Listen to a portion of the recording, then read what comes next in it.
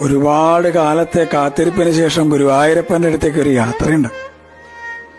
പരിഭവങ്ങളും സങ്കടങ്ങളും പരാതികളൊക്കെ ആയിട്ട് നടന്ന് ആ ശ്രീലകത്തിന്റെ മുമ്പിൽ അങ്ങോട്ട് എത്തുമ്പോ ഭഗവാൻ എങ്ങനെ കാണാം.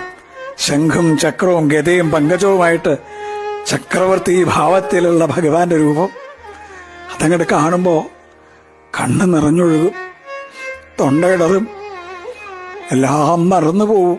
പരിഭവങ്ങളും സങ്കടങ്ങളൊക്കെ. ഗുരുവായൂരപ്പാന്നൊരു വിളിയുണ്ട്. ആ സമയത്ത് ശ്രീലകത്തുനിന്നൊരു നോട്ടമുണ്ട്. കാരുണ്യത്തിന്റെ കടലായ കണ്ണന്റെ നോട്ടം. ഞാനില്ലേ കൂടെ എന്ന് പറഞ്ഞിട്ട് ആ കണ്ണനെ ഹൃദയത്തിലേക്ക് നിറയ്ക്കുമ്പോഴേക്കും ദ്വാരപാലകർ നമ്മളെ നിൽക്കിണ്ടാവും. പക്ഷെ ആ കാരുണ്യം നിറഞ്ഞൊരു നോട്ടല്ലേ, അത് മതി നമ്മളെ പരമാനന്ദത്തിൽ ആറാടിക്കാൻ. കൃഷ്ണ ഗുരുവായൂരപ്പ.